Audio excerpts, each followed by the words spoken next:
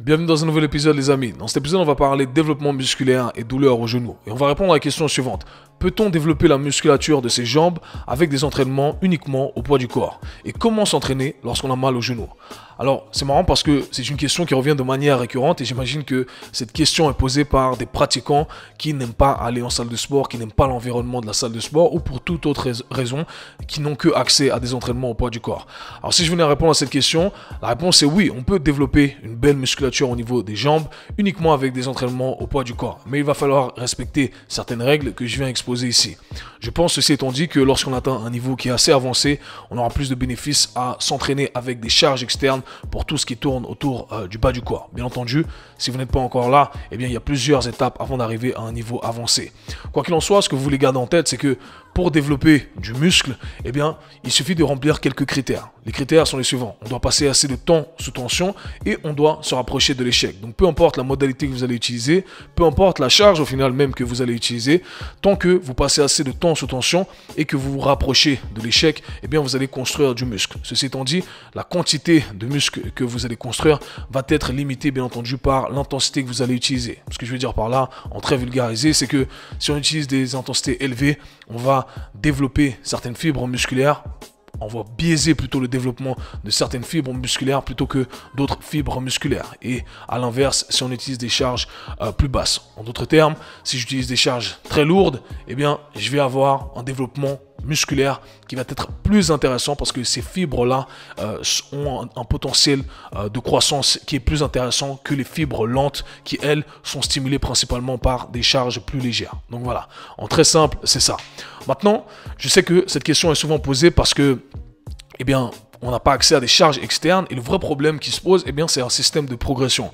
Les gens font leurs entraînements au poids du corps et font des squats au poids du corps et au final, c'est bon. On arrive à faire 50, 60, 100 squats avant que ça brûle. Ok, je fais quoi maintenant? Ce qu'il faut comprendre ici, c'est qu'on ne peut malheureusement pas manipuler les kilos, la charge externe. On ne peut pas se dire ok, je vais rajouter 5 kilos, 10 kilos sur la barre. Ok, on n'a pas de barre, on n'a peut-être pas de poids externe. Donc bien entendu, on peut utiliser des élastiques, etc. Mais on va faire en sorte que on n'a pas accès à tout ce matériel. Et si vous avez accès à des élastiques ou alors à des petits poids externes, et bien entendu, on peut rajouter tout ça. Rappelez-vous, on peut très bien être créatif. Du poids, c'est du poids, hein. C'est pas forcément des haltères. Donc un sac à dos avec des trucs dedans, c'est une charge, bien entendu. Mais on va partir du principe que on a accès à rien du tout, simplement le poids de son corps et éventuellement quelque chose pour s'assister. Donc, ce qu'il faut comprendre, c'est que quand on s'entraîne au poids du corps, eh bien, il faut connaître les bons systèmes de progression. Ou plutôt, on doit connaître les régressions adaptées à nos exercices et les progressions adaptées à nos exercices. Et souvent, malheureusement, les gens ne connaissent pas les étapes entre l'exercice de base et la progression finale. Donc, si je pense par exemple au squat, les gens vont se dire ok, j'arrive à faire un squat au poids du corps. La progression, c'est de faire un pistol squat, le squat à une jambe. Alors qu'il y a plein de progressions entre et il faut maîtriser toutes ces progressions. Ces progressions entre, au final, c'est ce qui va vous permettre de rajouter progressivement de la charge. Et d'ailleurs, ça me permet de transitionner à ce principe qui est très important que vous voulez garder en tête en tout temps. Ce qu'on appelle le principe de la surcharge progressive. C'est un principe que vous devez absolument respecter. Ce principe dit simplement que le corps va s'adapter progressivement au stress qu'on impose. Et c'est important de rajouter un stress progressif. Pourquoi? Parce que le corps s'adapte. Le corps va s'accommoder au stress auquel il va être exposé. Donc si vous faites uniquement des répétitions de 20 squats au poids du corps et que vous avez maîtrisé ça, au bout d'un moment votre corps s'est adapté, il a créé les tissus nécessaires et il se dit ok, maintenant c'est ok pour moi, ça me fatigue plus de faire des squats, des 20 squats au poids du corps. Donc vous devez le challenger progressivement. Mais attention, j'insiste sur le fait de faire les choses graduellement comme le nom l'indique, progressivement, parce que si on passe de 0 à 100, forcément il va y avoir des dégâts structurels. Si vous excédez la charge que vos tissus arrivent à absorber, forcément, il va y avoir des dégâts, il va y avoir une blessure. Donc, vous voulez éviter ça et vous voulez transitionner d'une progression à une autre progression. Donc, regardons ça ensemble. Lorsqu'on pense à un squat, quelle est la progression ensuite qui va suivre le squat? Eh bien, pensez en principe ici, et c'est ce que je présente également aux coachs qui font ma formation mentorship, eh bien, on commence avec une position bilatérale, c'est-à-dire qu'on a les deux pieds en position symétrique. La progression, au lieu de passer directement sur une jambe, ce que les gens ont tendance à faire, et du coup, le mouvement est mal exécuté, on n'arrive pas vraiment à recruter ce qu'on va recruter, il y a des compensations, etc.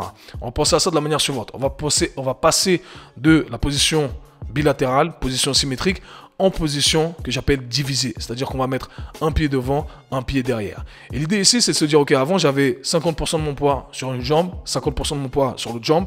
Mais cette fois-ci, je vais répartir mon poids et je vais mettre, je sais pas, 60, 70%, 70% sur la jambe de travail et le reste, 30, 40% sur l'autre jambe qui est là pour m'assister. Et progressivement, eh bien, je vais réduire le poids qui est placé sur la jambe qui est là pour m'assister. Donc progressivement, je vais pouvoir placer plus de charge sur la jambe qui est censée travailler. Mais c'est comme ça qu'on fait les choses de manière intelligente. Alors c'est très subjectif, bien entendu. On n'arrive pas à quantifier exactement la charge qu'on utilise, mais croyez-moi, c'est un bon indicateur pour commencer. Donc il faut se dire la manière, on va procéder de la manière suivante. On va continuer sur cette pattern de squat et on va passer d'une pattern à une autre pattern. Donc squat, position divisée avec amplitude partielle et assistance. Ça peut être l'assistance d'un outil de suspension, un TRX, des anneaux ou simplement un objet autour de vous, un mur.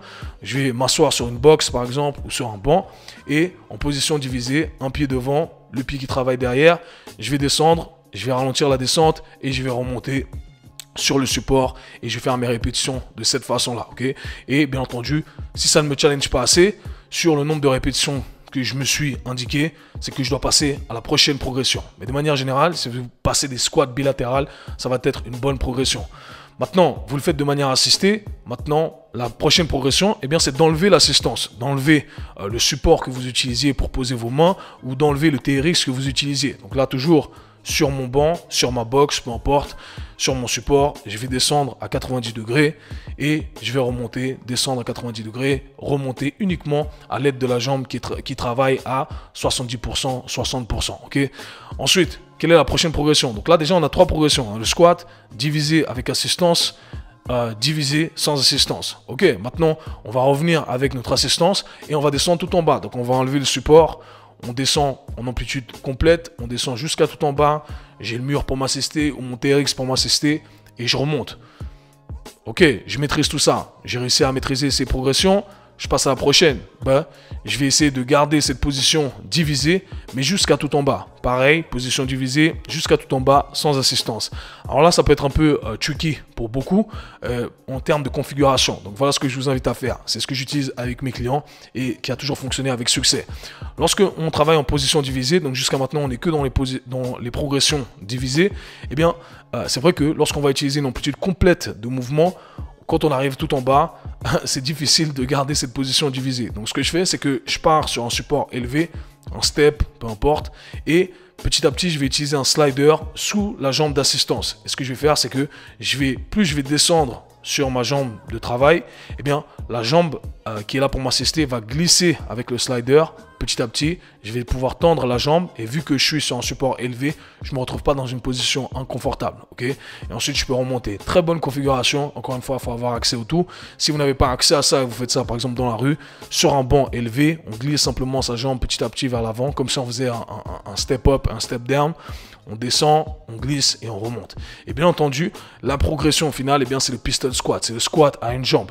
Mais on aura fait cette transition qui s'est fait de manière graduelle. Ça a du sens. On a respecté un système de progression. On n'a pas choqué nos tissus. On n'est pas passé de 0 à 100 d'un coup. Donc voilà. Encore une fois, il faut simplement garder tout ça en tête. C'est très important lorsqu'on travaille au poids du corps. Et croyez-moi, si vous faites ces progressions-là, eh bien, ça va vous challenger. Et dites-vous la chose suivante. Il faut votre corps ne peut que s'adapter s'il est challengé. Donc si vous avez l'habitude de travailler sur du 20 répétitions avec des squats, les gars, il est temps de changer, bien entendu, de travailler avec une intensité plus élevée. Donc qui dit intensité plus élevée dit répétition plus basse. Donc c'est tout à fait ok que lors de votre système de progression, imaginons qu'on fasse ça sur 6 mois, je vous ai donné 6 progressions ici, eh bien à la fin des 6 mois, on arrive sur notre pistol squat et on travaille sur notre pistol squat avec un 5 répétitions. Ok, c'est ok, c'est tout à fait ok. On peut construire également du muscle avec du 5 répétitions. Vous aurez fait les choses correctement et vous avez augmenté l'intensité, vous vous challengez constamment. Maintenant, vous allez arriver à un stade où faire des pistol squats, ça devient trop facile. Et bien là, on peut rajouter de la charge. On peut rajouter des poids externes, des bouteilles d'eau. À vous d'être créatif à ce moment-là.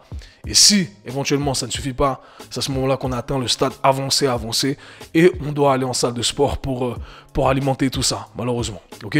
Maintenant, pensons à une autre progression. Le squat, c'est vraiment le truc le plus facile et je pense que c'est la pattern de mouvement le pattern, je ne sais pas comment on dit en français, qui va vous donner le meilleur système de progression si vous entraînez au poids du corps. Maintenant, pour tout ce qui est pattern de hip hinge, levier de hanche, donc pensez soulever terre, deadlift, hip thrust, etc., eh bien ça devient un peu plus compliqué. Principalement si on cherche à mimer un deadlift. On ne va pas vraiment avoir de résultats ici. C'est difficile de rajouter de la charge. Donc, une variante que j'aime bien utiliser, c'est une variante, pensez à ça comme un hip thrust, c'est un levier de hanche aussi. Mais j'aime positionner mes deux supports. Je vais utiliser deux supports plutôt. Et je vais positionner le haut de mon corps de façon élevée et le bas de mon corps de façon élevée. Donc, entre deux bancs, deux supports. Et la progression qui va correspondre à la plupart des gens où ça va vraiment vous challenger, c'est de travailler sur une jambe. Donc pensez à ça comme un hip thrust à une jambe. Et là, la flexion de genou, à vous d'ajuster en fonction de ce que vous voulez travailler. Plus vous avez la flexion de genou fléchie, plus vous avez le genou fléchi, pardonnez-moi, plus vous allez solliciter vos fessiers, plus vous avez la jambe tendue, donc le genou qui est un peu plus tendu, eh bien vous allez travailler également sur vos ischio-jambiers. Donc voilà, à vous de savoir ce que vous voulez viser. Quoi qu'il en soit, on a nos deux supports et on va se plier, on va laisser les hanches descendre, faire cet effet de levier et on va contracter nos extenseurs de hanches, fessiers, ischio-jambiers et à une jambe. Voilà, c'est la progression qui va correspondre à pas mal de gens. Si cette progression est bien entendu trop difficile, eh bien on va régresser le tout et on va simplement mettre les deux jambes sur notre support, descendre et remonter. Aussi simple que ça. Croyez-moi, c'est une très bonne variante et je pense que au poids du corps déjà, ça nous challenge pas mal si on fait les trucs correctement. Ok. Et ce qui est cool lorsqu'on a les deux supports élevés, eh bien c'est qu'on a une plus grande amplitude de mouvement avec laquelle jouer. Donc voilà, pour ceux qui écoutent ça en format audio, essayez d'imaginer tout ça. Pour les autres, je vais voir si j'arrive à mettre quelques images. Maintenant, lorsqu'on pense exercice d'isolation, pensez quadriceps et pensez ischio-jambiers. Pour les ischio-jambiers, la variante classique ou les variantes classiques que vous pouvez utiliser sont les variantes des Nordic Curl. Les Nordic Curl, très bonne variante à intégrer dans votre programme d'entraînement depuis la maison, que vous pouvez faire à l'extérieur aussi. Ça va dépendre de ce que vous avez à disposition. D'ailleurs, j'ai une vidéo qui va sortir très bientôt sur les Nordic Curl. Comme ça, vous en apprendrez un peu plus et vous verrez que c'est pas un exercice magique en soi, mais un très bon exercice que vous pouvez intégrer, bien entendu. Donc ça, c'est un exercice qui est difficile. Trouvez la régression qui vous correspond et ensuite, vous allez progresser à la variante la plus difficile. Encore une fois, respectez le système de progression. Donc si vous travaillez avec le truc le plus facile au début jusqu'à arriver à la variante la plus difficile. Maintenant pour les quadriceps, pour ceux qui veulent vraiment développer leur quadriceps, pour moi, au poids du corps, la variante que j'intègre même aujourd'hui dans mes entraînements, malgré le fait que je puisse avoir accès à des machines, sont toutes les variantes des CC squats. Les CC squats, super intéressant. Il faut avoir les prérequis articulaires pour le faire, il faut avoir une bonne dorsiflexion du gros orteil. Il faut bien entendu pouvoir se mettre dans la position de manière confortable. Mais si vous avez tout ce qui est requis pour se mettre dans cette position, eh bien c'est très intéressant. Vous pouvez commencer avec une amplitude partielle, c'est-à-dire que vous allez démarrer le mouvement avec une belle extension de hanche. C'est très important. Je vois plein de gens qui font des CC squats, mais avec les hanches fléchies. Du coup, on n'a pas les mêmes bénéfices. C'est pas vraiment un CC squat si on veut. Et du coup, on n'est pas en train d'allonger au maximum ses quadriceps. Donc on aimerait contracter au maximum ses fessiers, partir sur ses orteils. Et à partir de là, on va avoir un bel alignement entre ses coudes, ses hanches et ses genoux. Et tout, on doit avoir une belle ligne droite dans la descente. Okay. Donc on descend et si on utilise une amplitude partielle, eh bien on touche le support et on remonte. On peut commencer avec une variante assistée, main contre le mur, je descends, je m'aide un peu de ma main pour remonter. Plus je vais progresser, plus je vais pouvoir descendre de support jusqu'à arriver au sol. Éventuellement, je peux surélever la position et chercher à augmenter l'amplitude de mouvement. Éventuellement, si je veux passer à une progression au-dessus, je peux utiliser également, cette fois-ci, une progression divisée. Et c'est là où ça devient un peu tricky parce qu'on se dit, attends, Kev, avant tu m'as dit que la position divisée c'était une régression et là tu me dis que c'est une progression. Dans ce cas-là, c'est une progression. On va chercher à descendre, en gros, en mettant plus de poids sur une jambe dans la descente. Ok. Donc cette fois-ci, un pied devant, un pied derrière. La jambe qui est derrière, c'est la jambe qui travaille et je vais laisser mon genou partir loin vers l'avant en respectant ce bel alignement que j'ai mentionné auparavant. Donc voilà, essayez tout ça, essayez d'intégrer tout ça dans vos entraînements au poids du corps. Croyez-moi, on peut faire de très beaux entraînements. Un autre truc que j'intégrerai dans mes entraînements au poids du corps, eh bien, ce sont des sprints pour le développement de nos jambes. Parce que quand on fait des sprints, eh bien là, on travaille vraiment avec du 100%. Là, on travaille avec une intensité complète. On ne travaille pas avec une amplitude complète de mouvement au niveau de certaines patterns de mouvement. On n'est pas en train d'étirer au maximum nos tissus, mais on expose nos tissus à une charge assez conséquente. Donc si vous voulez développer vos jambes, et en plus de ça, vous allez développer votre côté athlétique, les sprints, c'est vraiment un must. C'est un truc que vous devez intégrer dans votre programmation. Alors bien entendu, il y a certains prérequis pour le faire. Faites les choses progressivement. Soyez intelligent, c'est toujours le but. Ok. Maintenant, je sais que beaucoup d'entre vous souffrent de douleurs au genou. Donc comment s'entraîner lorsqu'on a mal au genou? Je vous invite à aller regarder une des vidéos que j'ai fait sur YouTube qui s'intitule Comment s'entraîner quand on a mal au genou. Eh bien, ce qu'il faut comprendre, c'est que on doit réfléchir en principe. Parce que souvent, on me pose la question, on me dit, Kev, quel exercice je dois faire? Et en vrai, c'est pas comme ça qu'on doit réfléchir. C'est OK. Comment je dois réfléchir? Comment je dois réfléchir? Ensuite, je peux appliquer. Ok, la compréhension précède l'exécution. Parce que les exercices, au final, sont des inventions et on peut les manipuler. On peut même créer un exercice maintenant qui n'a pas de nom. C'est ça qui compte. Ok, c'est de comprendre vraiment fondamentalement pourquoi on fait les choses et pas comprendre les choses en surface. Je crois que c'est devenu ma phrase préférée ces derniers temps. Quoi qu'il en soit, la première chose que vous devez faire, c'est identifier la zone douloureuse. Le genou, eh bien, c'est plein de trucs. Comme je le dis à chaque fois, une articulation, c'est pas un truc comme on a voulu nous le faire croire. Et ça, on le sait tous. On a des douleurs parfois dans la zone antérieure, donc vers l'avant du genou, parfois au-dessus de la rotule, parfois en dessous de la rotule, d'accord? Parfois on a des douleurs au niveau médial, c'est-à-dire à l'intérieur, parfois latéral, plutôt à l'extérieur, parfois douleur à l'arrière, ok, à un niveau postérieur.